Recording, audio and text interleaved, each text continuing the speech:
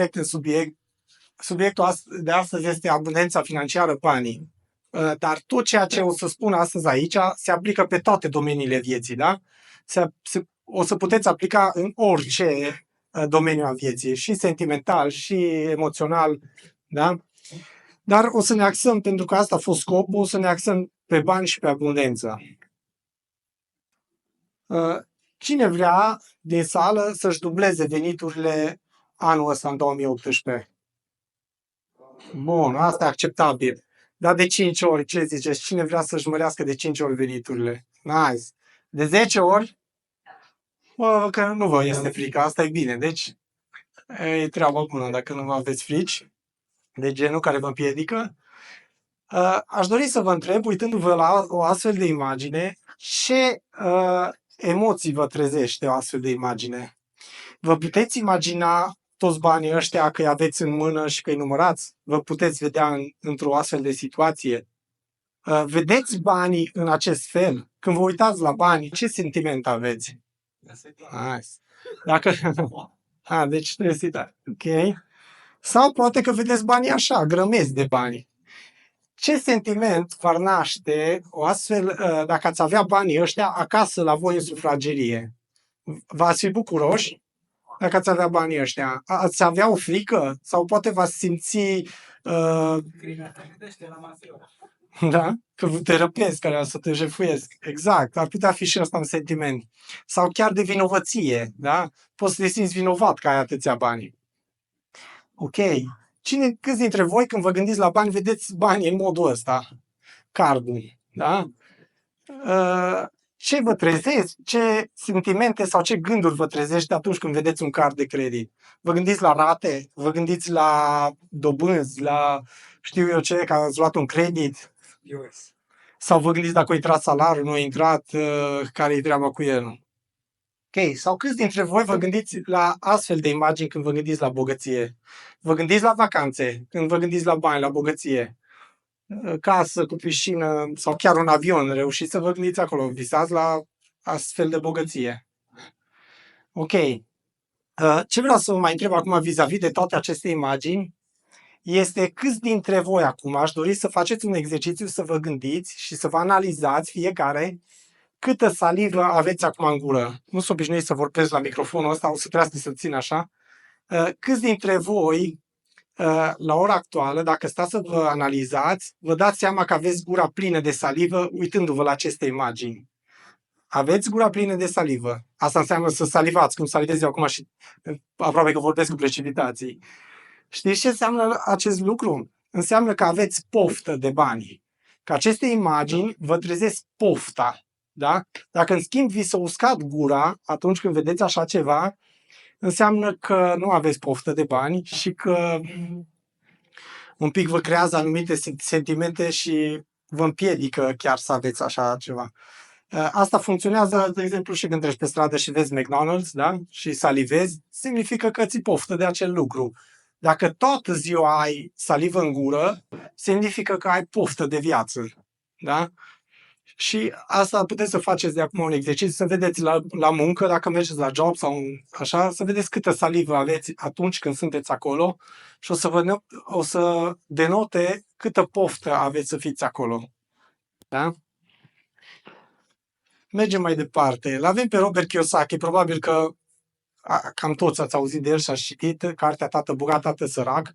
Dacă n-ați citit-o, vă recomand să citiți tot ceea ce a scris el dacă vreți să faceți bani. E un autor... Eu l-am citit și cam la fiecare sfârșit de carte, Robert Kiyosaki folosea un citat de genul ăsta, sau mă rog, spunea ceva de genul ăsta: niciodată nu vei fi un om bogat cu mentalitate de un sărac. Am pornit și de la chestia asta că am vrut să fac bani și am vrut să devin bogat. Educație financiară nu aveam, așa că am citit Robert Kiyosaki, mi-a plăcut mult și a rezonat cu mine. Da? Mă gândeam ce vrea să zică cu chestia asta. Și de aici a pornit povestea mea și am început să studiez cum să-mi schimb mentalitatea. Am început să citesc alt tip de cărți, chiar și ezoterice, am început să fac alt tip de cursuri și ca să vă dați mai bine seama cum funcționează chestia asta cu mentalitatea, s-a făcut un test în Australia. La 3 persoane li s-a dat casă, bani, mașină și nu li s-a pus nicio restricție. I-a lăsat de capul lor. În mai puțin de un an, oamenii ăștia au fost culeși de pe stradă, da? Homeless, nu aveau nimic. Și mai puțin de un an, toți au ajuns din nou de unde au plecat.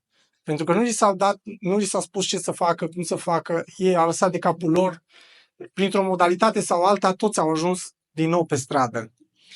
Alt exemplu care pot să vi-l dau e cu cei oameni care câștigă, și aici găsiți statistici, oamenii care câștigă la loterie, care în America au câștigat la loterie peste $100.000, 90% dintre oamenii ăștia au ajuns din nou de unde au pornit, într-un timp foarte scurt, ba chiar mai rău, probabil ați citit tot felul de articole, tot felul de pățenii cu oameni care au pățit-o chiar mai rău de atât, datorită faptului că nu aveau mentalitatea de a avea acei bani, de a ține acei bani, de a investi și atunci și nici pregătirea și au ajuns de unde au plecat. Un alt exemplu pot să vi-l dau despre oamenii bogați. Da? La fel și oamenii bogați care au o mentalitate de un bogat, dacă își pierd avuțiile, foarte ușor se ridică din nou. Și aici vi-l dau pe nimeni altul decât Donald Trump. Dar din ceea ce am citit, eu am citit o carte, restul nu au prea rezonat cu mine, le am acasă încă, nu prea mi-a plăcut Trump ăsta, da? La americani le place, se pare că. El a ajuns sărac, nu sărac, în datorii, da? Avea datorii de milioane de dolari și n-a avut nici bani de taxi, dar au reușit din nou să se ridice și chiar să ajungă președintele Americii. Și asta ci că s-a întâmplat de 3 ori în viața lui. Deci din 3 ori a pierdut toți banii pe care avea și astăzi e președintele Americii și iarăși unul dintre cei mai bogați în America. Deci cam așa funcționează mentalitatea. Cu mentalitate de om sărac, nu ai cum să fii un om bogat. Ok, cine vrea să schimbe mentalitatea atunci? Vreți să aveți mentalitate de oameni bogați? Ok, bogații sunt oameni răi. N-aș știut asta. Ok, programele noastre mentale ne ajută să supraviețuim. Ce înseamnă asta? Înseamnă că noi funcționăm în baza unor programe. Subconștientul nostru este un Windows. Aici o să fac analogia între un calculator și creierul nostru. Știm și probabil că toți ați auzit, creierul nostru este cel mai performant calculator încă, că acum inteligența artificială ne-o cam ia înainte, da? Încă e cel mai puternic calculator din lume, creierul nostru, mintea noastră. Ok? Și la fel ca orice calculator, funcționează în baza unor programe. În baza unui Windows. Avem instalate niște programe subconștient și funcționăm în bază la aceste programe. Da? Ce înseamnă asta? Care sunt aceste programe? Programul locomotor, da?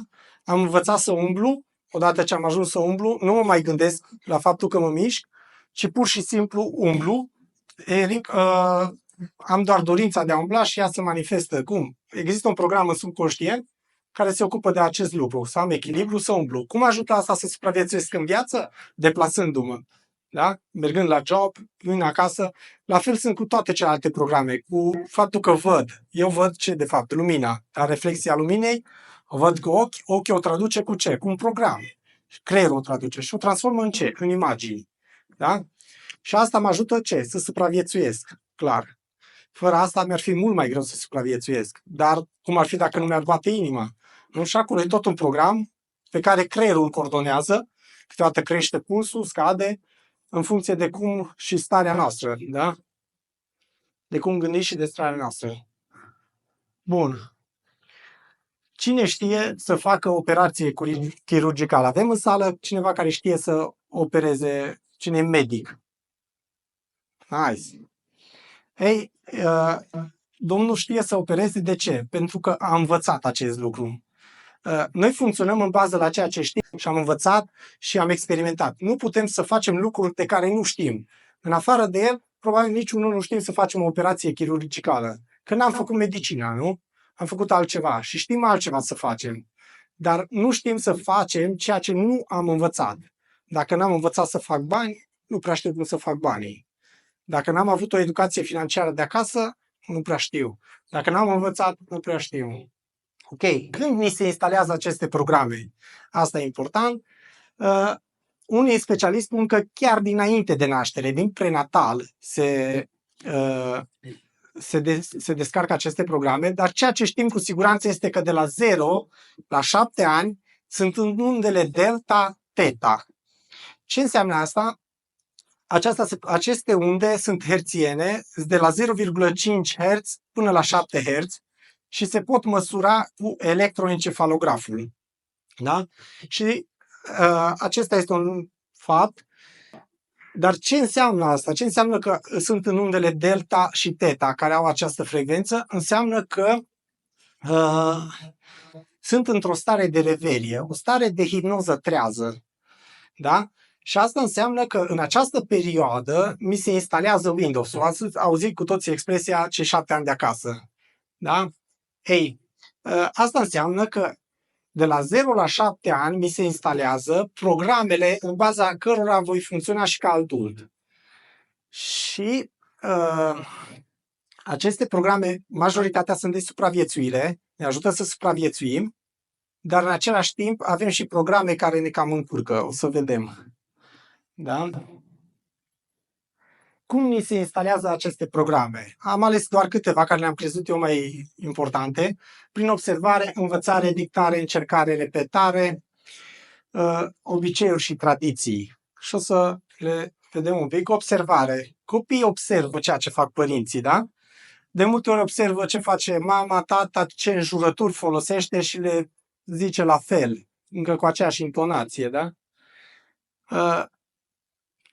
Avem prin învățare, e normal, învățăm multe lucruri, am mai spus, dictare. Aici e o problemă, că de cele mai multe ori părinții ne dictează când? Când sunt frustrați, când sunt supărați, nervoși.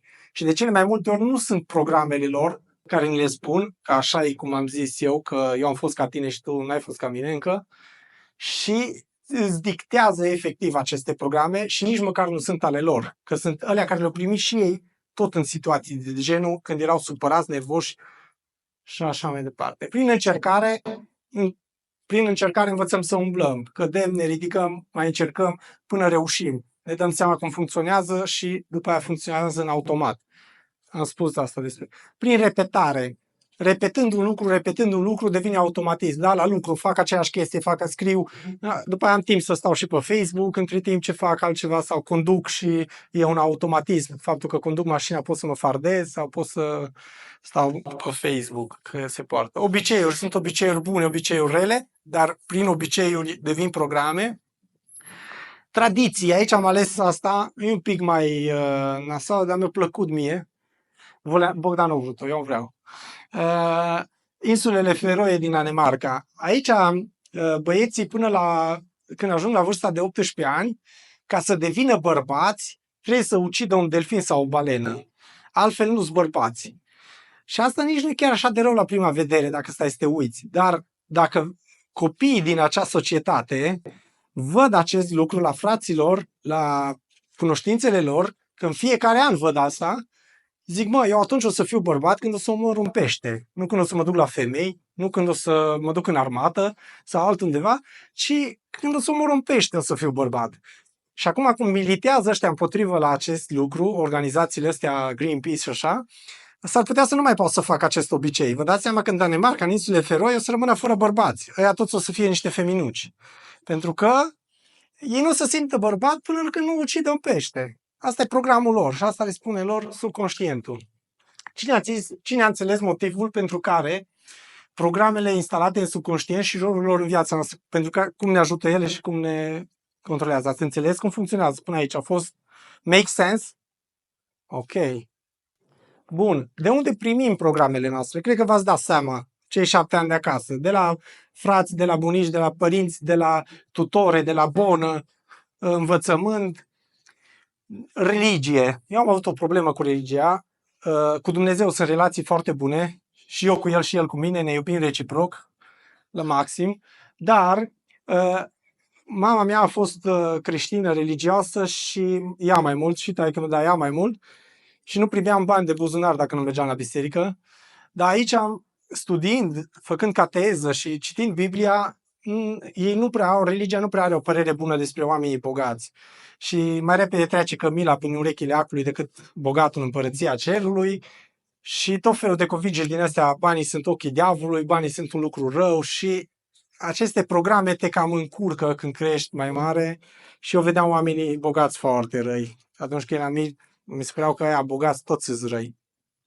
Care dintre voi a avut părinți bogați? Care vine dintr-o familie cu bani? Nice, norocoși. Pentru că voi aveți și aveți programe, aveți o educație financiară probabil diferită de a celorlalți, deși vedeți care e situația că dacă ați fi avut o vârstă mai mare de 40 de ani, cu siguranță nu era posibilitatea asta, că în România, pe vremea comuniștilor, nu prea erau oameni bogați. Erau toți acolo, o duceai bine, dar nu puteai să fii un om bogat, nu puteai să faci afaceri și atunci mentalitatea noastră în România care s-a cultivat nu a fost de oameni bogați, de a face bani, de a avea educație financiară. Okay? Aici am un exemplu simplu de programare. Aș dori, vă spun că unul dintre cercuri este mai mare și aș dori ca împreună să facem acest exercițiu și să determinăm care dintre astea două cercuri este mai mare și care este mai mic. Cât sunteți de părere că cercul albastru este mai mare ca cercul roșu? Nice. Câți sunteți de părere că cercul roșu este mai mare ca cercul albastru? Mână sus. Nice. Deci toți suntem de acord, până la urmă nimeni nu e în contra chestia asta. Care a fost primul instinct când ați văzut aceste cercuri? Că ele sunt egale, corect. Și instinctul nu v-a înșelat. Aceste cercuri sunt egale, da? Dar ați putut fi păcăliți în atâta și dacă voi nici nu vă interesa de fapt care e treaba asta cu cercurile, ați vrut să văd ce demonstrez eu, nu vă interesa că ele sunt egale sau nu. Dar acest lucru poate să devină o convingere și noi putem să dăm lucrul ăsta mai departe celorlalți și să devină un obicei. Și dacă dăm din generație în generație lucrul ăsta, poate să devină o tradiție. Și toată lumea să creadă că cercul albastru e mai mare ca cercul roșu și să nu aibă nicio relevanță. Eu mai am o chestie, de exemplu, egiptenii și maiașii și făceau calcule din perspectiva pământului plat. Da? Și au făcut calcule exacte. Au făcut zodiace, au făcut calendare și au fost calcule exacte. Noi astăzi știm că Pământul e rotund. Da? De ce? Că vine NASA, ne-a zis că alții s-au învârtit în jurul lui, că au urcat pe lună sau mai știu eu ce. Și noi credem și în școală ni s-a spus lucrul ăsta și noi știm. Nici n-am mai studiat ăsta, nici nu m-a interesat vreodată cum e Pământul, care e treaba cu el. O luăm de bună și am dat-o din generație în generație și s-ar putea să nu fie așa, pentru că în ziua de astăzi sunt o groază de oameni de știință care militează încă că Pământul este plan, fizicieni și așa mai departe. Și militează și demonstrează cu toate demonstrațiile cu care demonstrează și că e rotund, demonstrează și că e plan. Puteți să studiați acest lucru, chiar vi-l recomand pe internet. Nu o să vă spun de ce părere am ajuns eu, dar e interesant. Dar noi credem că Pământul e rotund, cum credem și că cercul albastru e mai mare ca cercul roșu. Ok? Alte evenimente prin care ni se instalează aceste programe în subconștient, fără ca noi să ne dăm acordul lor, da? Fără ca noi să fim de acord, sunt hipnoza, reveria, leșinul, anestezia totală și șocurile emoționale. La hipnoză, cred că toată lumea știe și ați văzut, căutându-mi o glumă pentru această prezentare, m-am uitat la Ai Umor. Da? N-am găsit nimic nici acolo. Era acolo o prezentare în care unul lua din public, îi hipnotiza pe oameni și ei acționau după aia conform comenzilor pe care el le punea în subconștientul oamenilor acestora. Exemplu pot să vi-l dau în felul următor. Dacă iau o persoană din public, o hipnotizez și dau o comandă de genul, de câte ori îmi trec mâna prin păr, tu îți dai jos o bluză, el o să reacționeze atunci când îl trezesc exact la acest program. De câte ori o să vadă gestul meu, el o să găsească 1000 de scuze ca să-și dea sub bluză. Da? O să zică mi-e prea cald, mâncă pielea, o să facă pe dracu în patru și să facă acest lucru.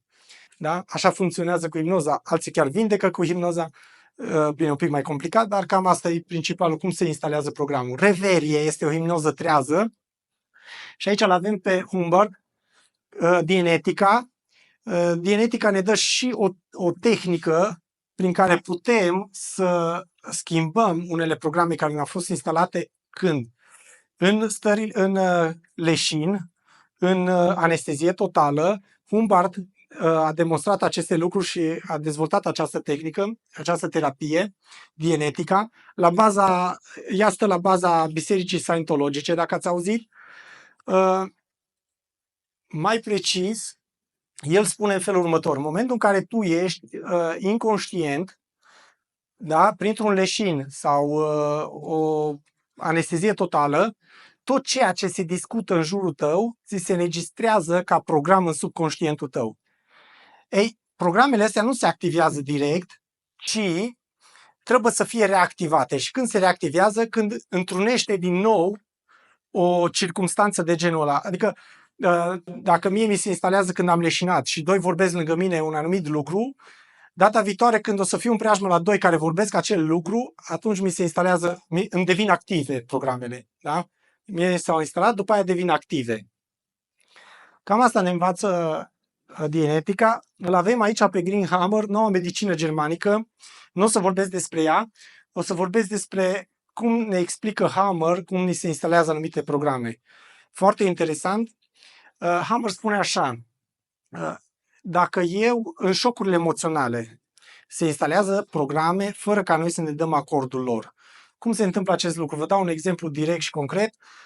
Eu merg pe stradă, mi-am cumpărat o înghețată, asta, țin în mână înghețata, dincoace am restul de la înghețată, trece pe lângă mine o mașină, face praf, miroase a flori de tăi, primăvară, și vine cineva cunoscut la mine și îmi dă o veste proastă: mi-a murit cățelul. Nu am, da? Mi-a murit cățelul și pentru mine asta e un șoc emoțional.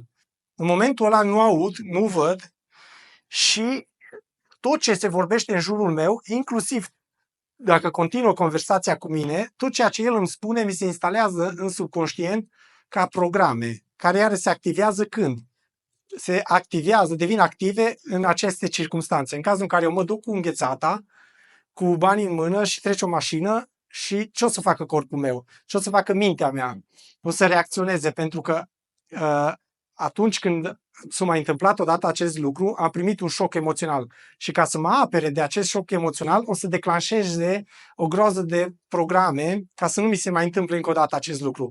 Și Hammer ne explică mai mult de atâta. Zice, atunci poți să devii alergic la ce? La înghețată, la bani, la praf, la toate care au creat acel tablou.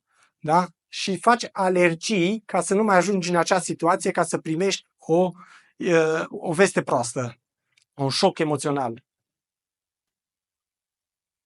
Conștient versus subconștient. Probabil că mulți ați auzit despre chestia asta. Ceea ce spun cercetătorii, zic, unii zic că avem 8% conștient, alții 10%, unii mai indulgenți 12%, prea puțin relevant cât avem conștient. Important este că avem subconștient într-o proporție mult mai mare. Eu zic astăzi 10% conștient, 90% subconștient. Asta ce înseamnă? Că 90% din programele în baza căruia eu funcționez au devenit automatisme și funcționează pe pilot automat, fără ca eu să-mi dau acordul cu ele într-o oarecare măsură. Eu acum conștient mă gândesc la ceea ce vreau, o să vă transmit, să vă învăț, să vă spun, și nici nu țin cont de faptul că stau în picioare, că folosesc mâinile, gesturi și așa mai departe, pentru că astea vin din emoții, din subconștient, da? Acum, având în vedere acest lucru, cât la sută credeți voi că avem liber arbitru? Câți dintre voi credeți că avem liber arbitru de 50% în viață? Câți credeți că avem 90% liber arbitru? Câți credeți că avem 100% liber arbitru în viață? Și restul, ce credeți? Că nu avem liber arbitru? Ok, eu sunt de părere că avem 100% liber arbitru. Problema e că nu-l folosim. Și de ce spun acest lucru? Pentru că noi conștient folosim 10%. Celălalt e subconștient. Și dacă aceste programe ne-au fost instalate când? Când eram copii, de la 0 la 7 ani, baza lor, cele mai multe, da? Atunci, și nu au fost a noastră, noi nu ne-am dat acordul lor, atunci e clar cine decide pentru noi. Cum putem să schimbăm acest lucru? Schimbând programe din subconștientul nostru și punând acolo programe pe care eu le vreau acum și care sunt de actualitate în mediul în care trăiesc acum, că lumea s-a schimbat, da? atunci liberul meu arbitru crește. Cum? Pentru că decid acele programe de subconștient pe care eu am decis că le vreau acolo. Eu vreau să le pun acolo, nu le-au pus cine au vrut ei și când au vrut ei. Ok? Cine a înțeles că ceea ce se află în subconștientul tău îți guvernează viața? Ați înțeles cum funcționează din punctul ăsta de vedere?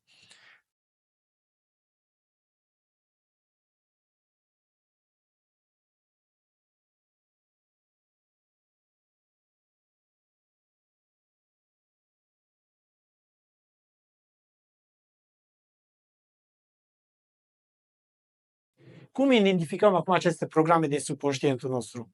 Cum ne dăm seama de ele? Ei, prin afirmații pe care le facem zilnic, prin proverbe, părinți, societate, mediu, da? Toți ăștia, dacă auzim același lucru toată ziua în jurul nostru, o să folosim și noi. Dar ce vreau eu să vă spun aici este despre tehnica stopului. Tehnica stopului este o tehnică pe care eu personal o folosesc de ani de zile în toate domeniile. Așa cum v-am spus, ceea ce învățați astăzi puteți pune în practică în toate domeniile, nu doar a banilor și abundenței. Și pentru tehnica stopului aveți nevoie de un smartphone. Asta înseamnă că pe smartphone downloadați o aplicație, nu e a mea aplicația, nu o vând, da? Este o aplicație, se numește Mindbell, în Android, în App Store, nu știu exact cum se numește, dar o găsiți și acolo.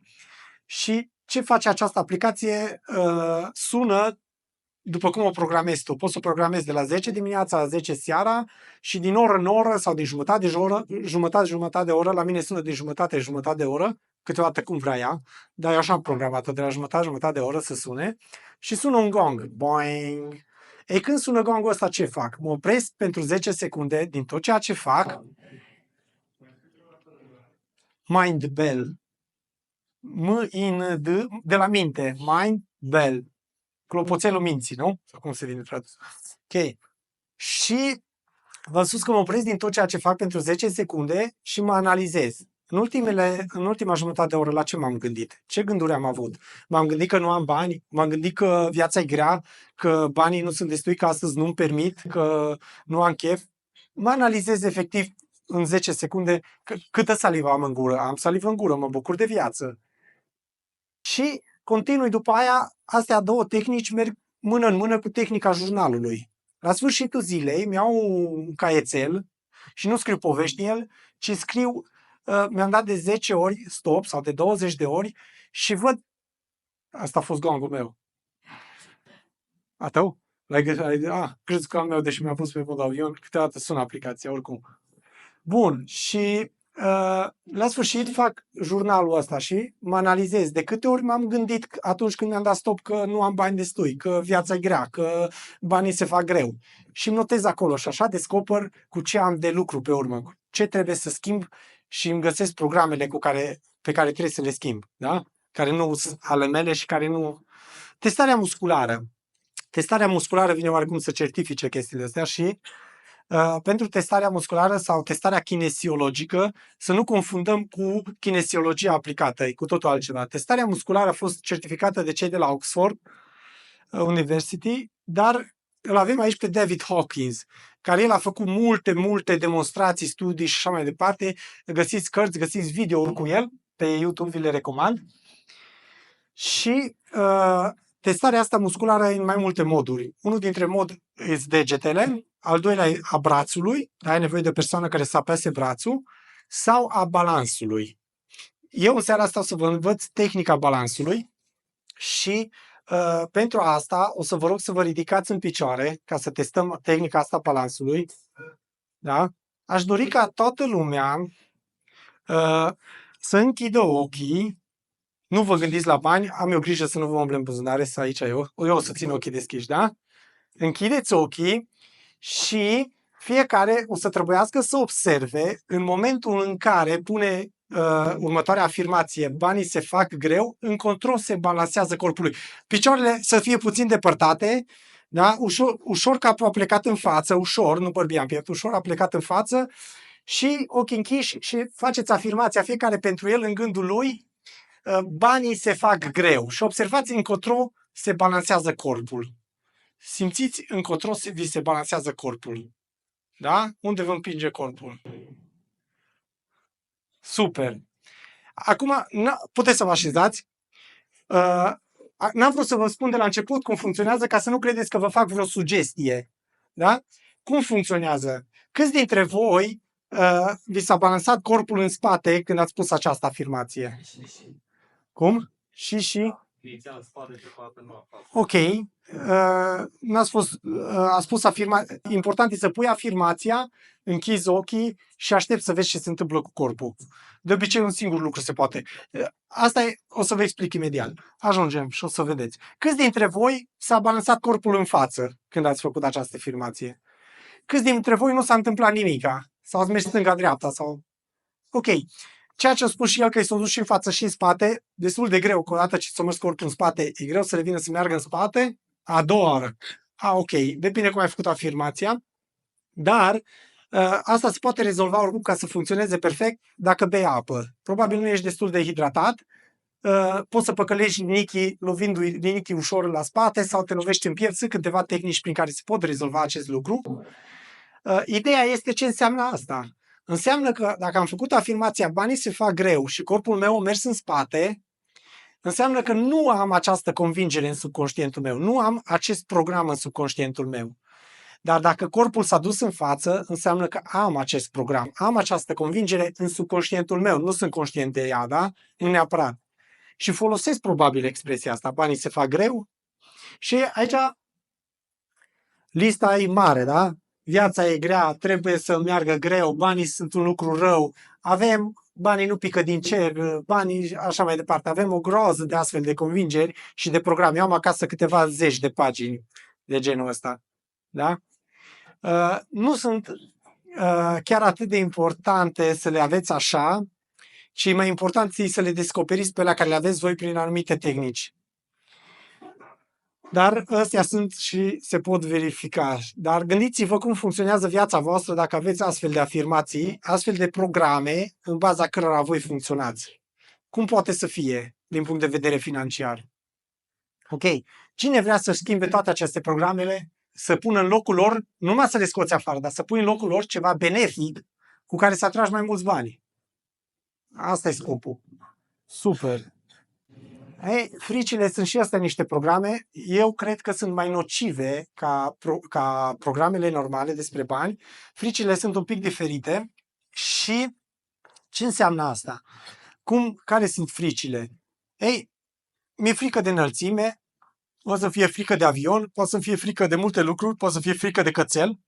Hai să vă dau un exemplu oarecum concret.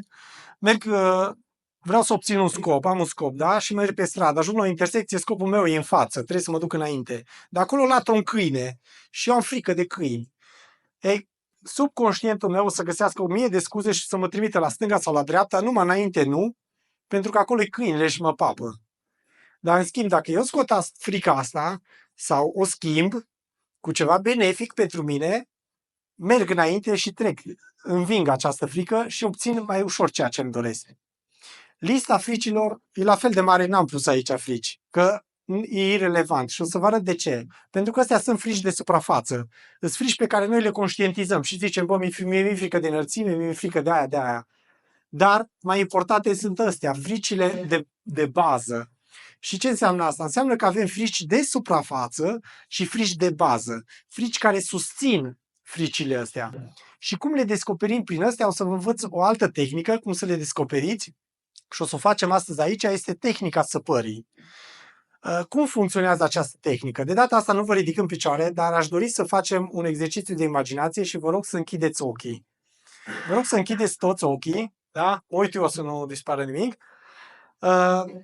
Și imaginați-vă fiecare pentru el ce înseamnă bogăția. Cum vedeți voi banii? Poate chiar imagine care le-am pus eu prima dată. Puteți să vi le imaginați. Cum vedeți voi banii? Unde vă vedeți ca oameni bogați?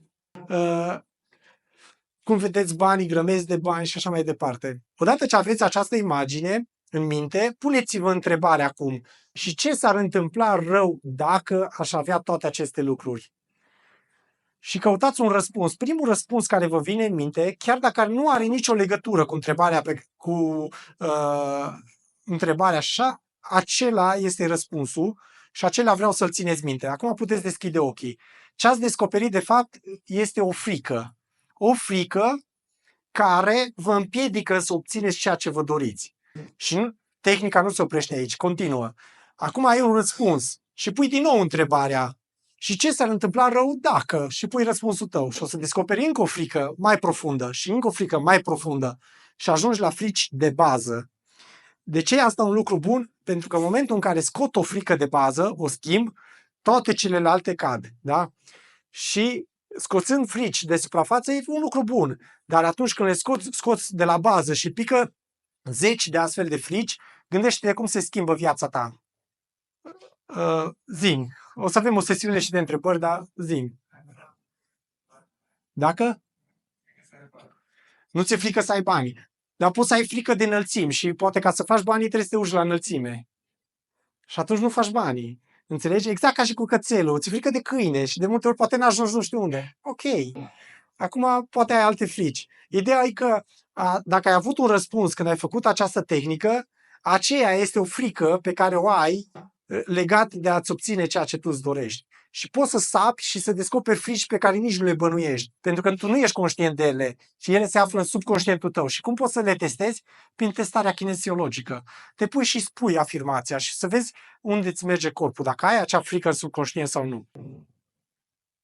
Ok. Cum schimbăm programele din subconștient și cum eliminăm fricile? Variante sunt multe. Sunt tehnici care fac acest lucru. Unele mai greoaie, altele mai lungi, unele mai ușoare, altele mai rapide. Aici avem tehnica afirmațiilor. E o tehnică care funcționează. Unii o fac în diferite moduri. Eu vă prezint un mod acum aici. Căutăm afirmații. Prima dată descoperim ceea ce avem de schimbat, da? Prin tehnicile care vi le-am prezentat deja. Pe urmă, ce facem? Căutăm afirmații care să contracareze acele programe pe care le avem. Adică benefice și constructive, da? Și pe urmă ce facem? Facem o listă și trebuie să parcurgem această listă de 3 ori, în fiecare zi, de 3 ori, a câte 3 ori, minim. Timp de 21 de zile. De ce 21 de zile? Pentru că prin moarte reprogramată celulară, celulele și ADN-ul se schimbă. Și noi suntem alții în 21 de zile. De-aia trebuie să facem 21 de zile. Alții folosesc disciplina, se numește disciplină Neighborhood Walk. Adică Neighborhood Walk se plimbă și fac aceste afirmații. Merg prin cartier și fac aceste afirmații.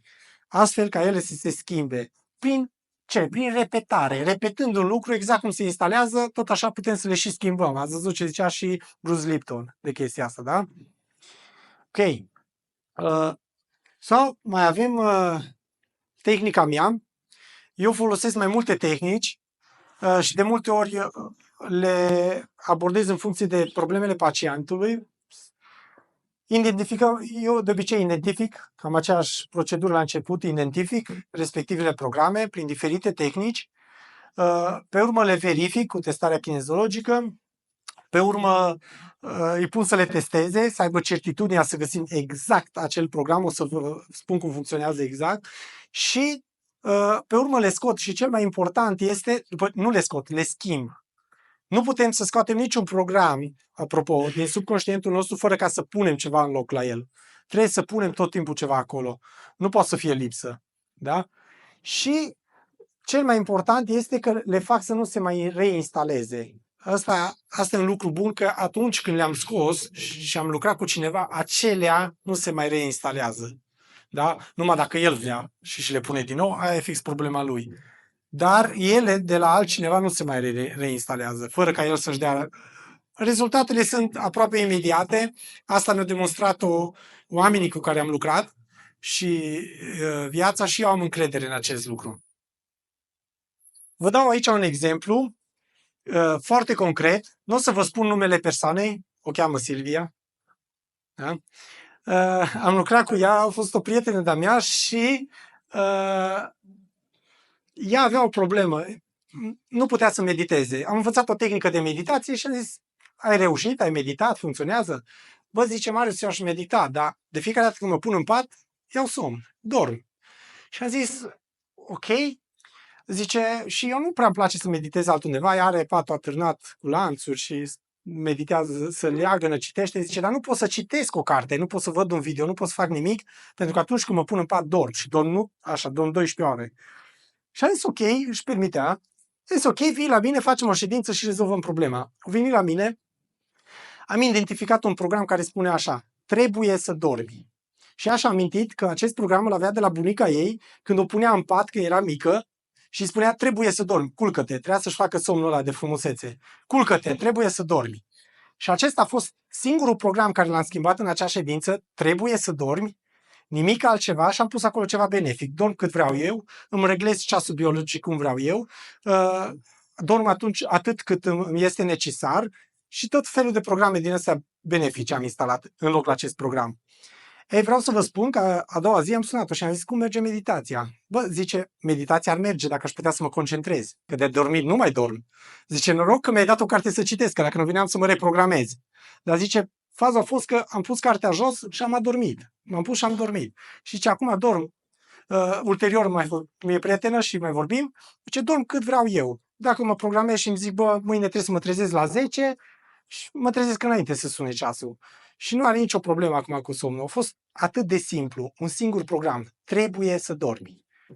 Schimbând un program, asta a fost rezultatul. Gândiți-vă dacă scoți frici, dacă schimbi o groază de alte programe.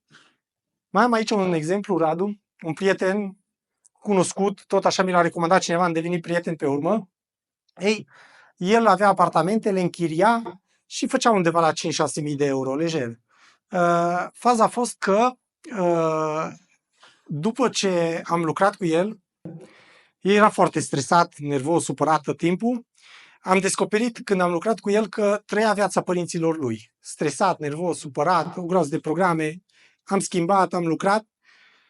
Ideea e că imediat după ce ăsta au făcut o achiziție, mi-a zis curând, de un teren 100.000 de euro, care era în apropiere de un teren de-a lui. Acum pe ambele proprietăți a primit 2 milioane de euro. Dar acum, după un an de zile, acum mi-a dat vestea nu de mult și de-aia am vrut să pun chestia asta. Ideea e că mă bucur pentru el și întotdeauna oamenii ăștia, eu am crezut că oamenii bogați sunt răi, da?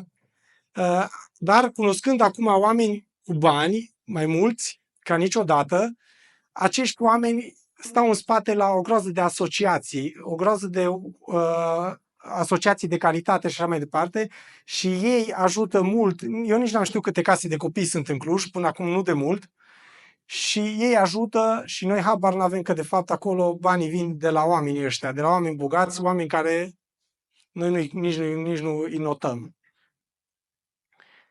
Bun, cine vrea să atragă cu ușurință mai mulți bani și mai multe oportunități? Vreți acest lucru? Nice. Vă spun, doar prin conștientizare astăzi, faptul că ați conștientizat acest lucru și faptul că devine un adevăr pentru voi și îl înțelegeți și face sens pentru voi, make sense, deja se va schimba în viața voastră și se va schimba viața voastră. Dacă un pic puneți în aplicare lucrurile astea, da? Și dacă mai mult folosiți o tehnică și faceți ceva în privința asta, să schimbați aceste programe, veți vedea imediat schimbarea. Cred că cu toții v-ați dat seama după cum ați răspuns. Ok, cam asta a fost ceea ce eu am vrut astăzi să vă spun concret și exact aici. O să las pe Bogdan să vorbească încă ceva, să vă mai spună ceva. Pe urmă, dacă aveți întrebări, o să vin și eu și o să mi le puteți spune și o să încerc să vă răspund la ele.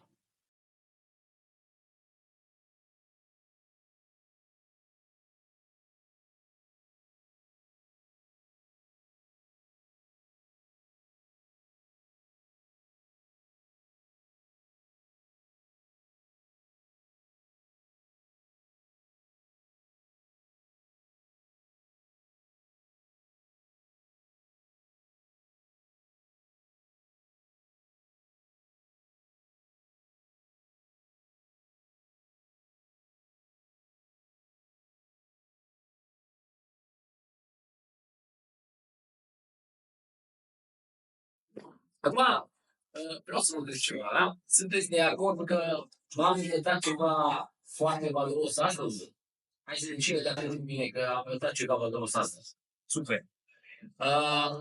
Acum, bănuiesc că sunteți de acord că într-o oră chiar nu aveam să vă explică mai mult, nu aveam chiar să schimbăm fundamentul voastră, și care doar să vă conștientizăm că poate să fie viața mult mai ușoară și mai frumoasă. Da? Întrebarea este, vrei să te ajutăm în proces special, să lăsați chemarea să vă ajute să vă schimbe aceste programe și să vă instalăm altele noi care să tragă abundență în viața voastră? Și vrea să fie în super. Dacă da, vreau să vă spun că avem un seminar foarte avansat care se va organiza peste aproximativ o lună, care o să ne ajutăm și o să schimbăm toate convingerile și programele voastre legate de bogăție, cele care vă sabotează și o să le introducem pe altele noi care să vă ajute să luați ușor bogăția. O să fie un seminar avansat de aproximativ 10 ore, probabil că o să dureze chiar 2 zile, în funcție de cât de bine ne desfătăm acolo. Sunt absolut sigur că o să vă schimbe viața, da? Cred eu că este cel mai excepțional seminar de transformare a studențului și, după părerea mea, este dintre singurele organizate în acest mod. Noi l-am numit mai bogat, mai fericit și acest eveniment o să fie data de 10 februarie, pe data de la Intesa Event. Poate probabil o să fie cuantitate 2 zile, dar ce se va întâmpla un pic acolo este că procesul de transformare prin care am trecut eu, da, și procesul de transformare prin care au trecut clienții mari și chiar o să-i cunoașteți în seara aceasta, o să fie exact același lucru ce se va întâmpla acolo, da? Pur și simplu o să vă schimbați realitatea financiară. Vreau să vă prezint pe Andra. Andra era este de fapt o cunoștință de-a mea, o prietenă și ea de 7 ani la învățări, era cea mai muncitoare din toată echipa. Cu toate astea, ea avea cele mai slabe gânduri. Da? Pur și simplu am recomandat să vezi cu Marius. După o lună jumate de sesiuni, pur și simplu au început să facă schimbări de viața ei. Acum, sincer, nu mai merge la birou, merge doar pe ora 10, la ora 4, întotdeauna pleacă. Și am dat afară pauză de masă și are și totdeauna de minim 5.000 de lei pe lună. Și important că și-o a dat la papelele care și-l dorea. Da? Asta s-a întâmplat doar lucrând asupra programelor, doar cu câteva săsuri care au înlocuit toate cele care le-au sabotat-o. Hai să vedem ce se va întâmpla la acest seminar, da? În primul rând, o să identificăm prin mai multe metode toate convingerile și programele pe care le aveți, care le încurc. Da? Apoi o să identificăm toate aceste frici, da? Și apoi o să începem partea de schimbare. O să folosim mai multe tehnici, una dintre ele o de meditație. M-am valida pe toate și ce e important este că la finalul acestui document o să aveți voi certitudinea că transformarea a avut cu voi. Da? Dacă înainte o să vedeți că o să găsiți prin testarea emoțională foarte multe programe care vă recurgă și frici, o să vedeți la finalul acestui experiment că toate aceste frici au fost eliminate, toate aceste programe noi ale Dumnezeu au trecut instalat. După părerea mea, o asemenea transformare factează mai mult cu 1000 de dolari. Impresionant dacă acum 10 ani aș putea să dau un să dăm un asemenea eveniment, eu cred că aș da și 10.000 de dolari. Și mai pentru că știu ce schimbări de-a în viață. Acum, ce important să trăiesc, când am gândit acel viitor seminar, am avut două. Da? Prima era o variantă să ne dăm cât mai multe informații teoretice, da? Să vă predăm tehnicile și să vă ajutăm pe voi să vă lăsăm oarecum singuri, să faceți voi transformarea acasă. Da?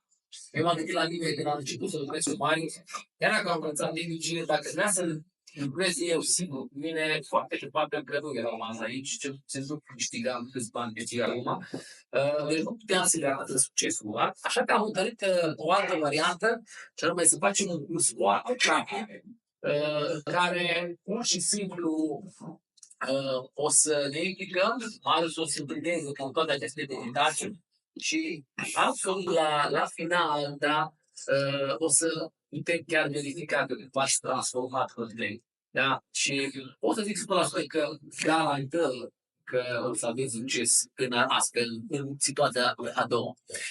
George, el este un alt gostul de-a meu care ziceai că avea o viață cât se poate eu la cunoscut pe Marius.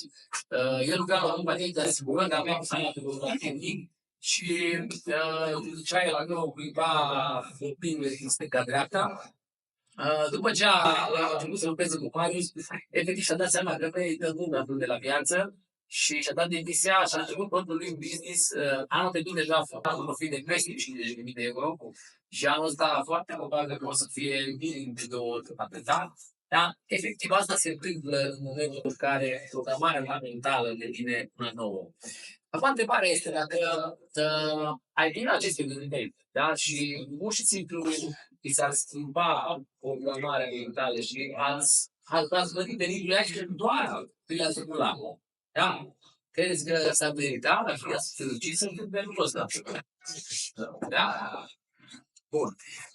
Cristiana, ea este genul de fată care niciodată nu are bani. Nu știu dacă calculatul de voi ai dat treaba asta. Pur și simplu, era avut așa o construcție de-a mea, problema ei, chiar dacă avea o sală atât de mare pe Slovenia, niciodată nu făceau bani. Mai erau câteva zile cum a sărat, banii le făceau bani.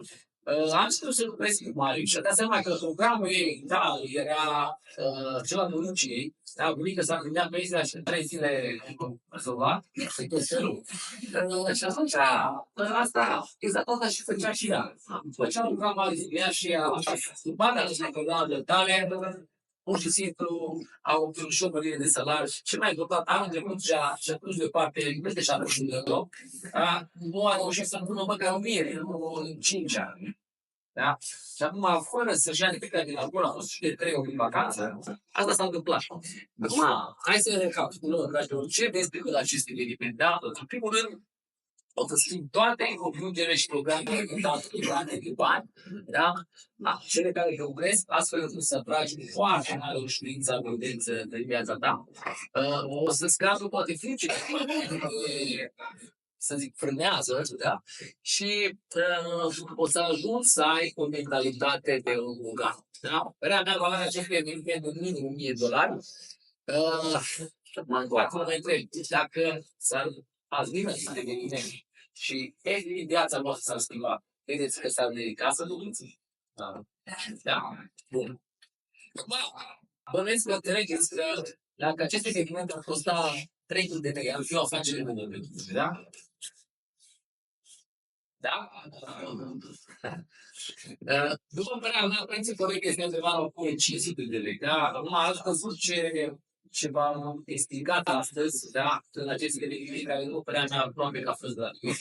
A trebuit să ceea ce o să-și repetați acolo o să fie total diferit și o să fiți un alt om de plecați. Da? Doar că, pentru că chiar vreau ca acest eveniment să fie foarte accesibil oricui, n-am trebuit să facem un preț foarte mic, da? De doar 697 de lei în cazul în care plătiți în avans de 100 de lei astăzi.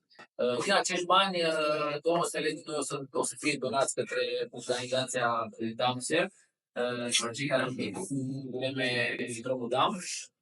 În cazul în care nu vă scrieți astăzi, sper să fie de 297 de lei. Ce pot să vă zic, dragilor, este că avem doar 15 locuri disponibile.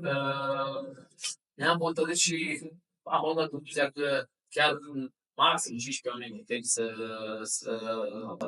lucrăm astfel încât chiar să aveți o mare transformare în viață. Așa puțin mare să asta o să nu poate să fie la acest eveniment. Mă rog, asta este ceea ce am vrut noi să vă arătăm, dragilor, astăzi. Hai să vedem cine vine la acest eveniment în 10 februarie. Super! Dragilor, fetele o să să finanța 400 de lei, iar le dau și o aplicație cât înscrie la ele și mă bucur foarte mult de acest lucru. Hai să vedem dacă aveți cumva întrebări, vă rog să sunteți să ne dar de asta e să vă cu care să ușor de plăcere și vreau să jucat cu Nicris Mundial, eu de, știu, 20 care sunt și simți, dar mă dacă ai ceva de tot, eu vreau să această evidență să regret din nou de ce că sunt convins că foarte acum să verifice dacă sunt pe gata ce ce am montat își vor instala așa că în cazul ăsta este aici și o să o să iasă perfect și o să fac asta și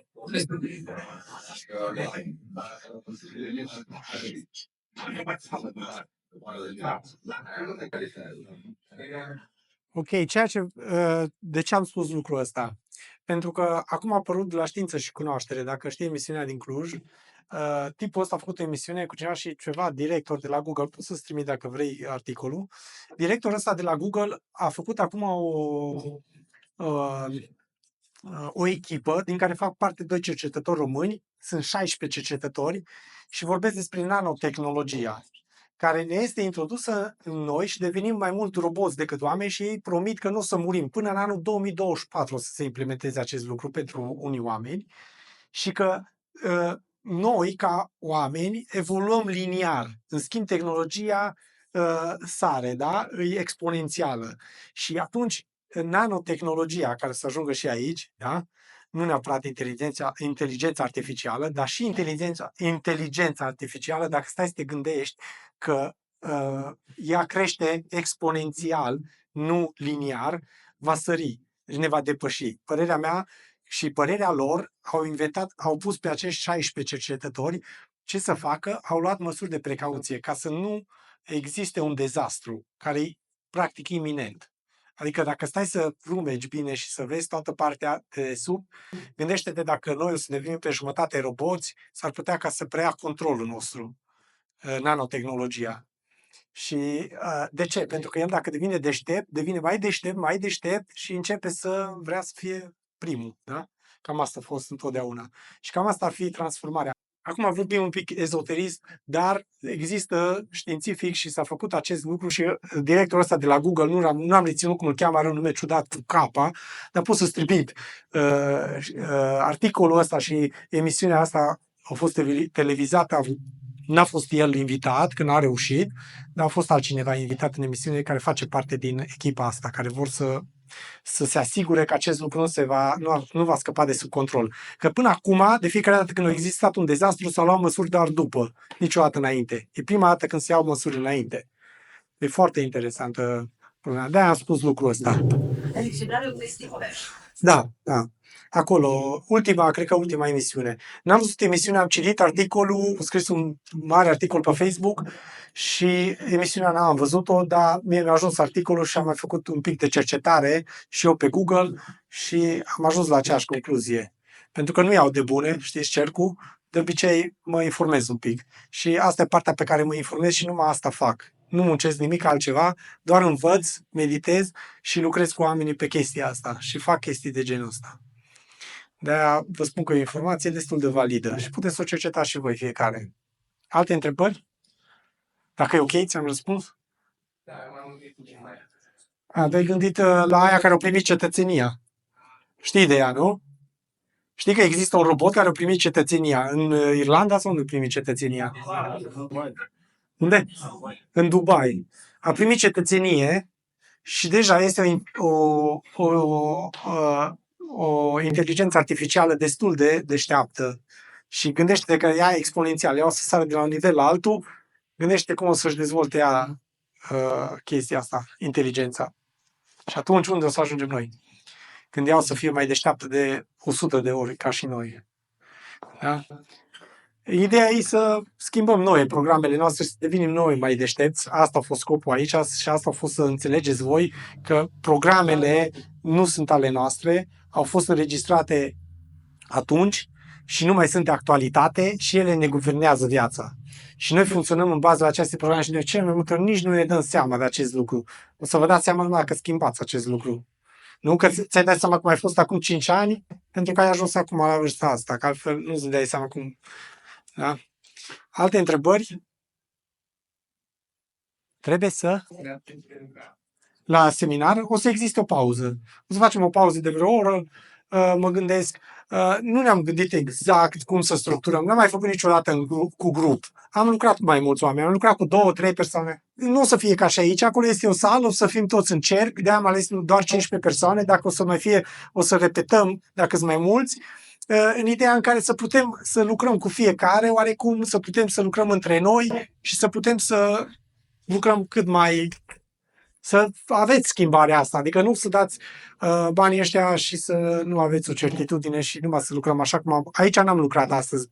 Practic, dacă ați conștientizat și asta și aplicați un pic și ați înțeles principiul, clar, un pic ați schimbat lucrurile și o să schimbați lucrurile la voi și o să se schimbe de la sine chiar.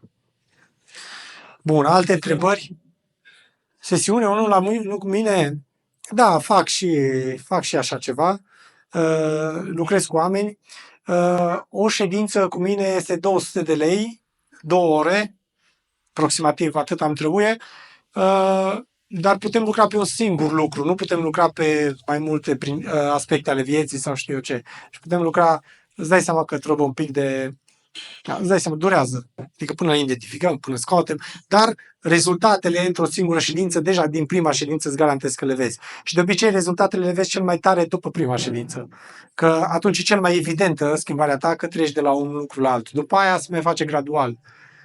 Vă dați seama că dacă schimbi niște frici sau din subconștientul tău, se schimbă deja viața ta, dar cu cât timpul trece, tot mai bine se schimbă, tot programele iarăși se schimbă, altele care nu sunt în concordanță cu celelalte. E un întreg lanț pe urmă.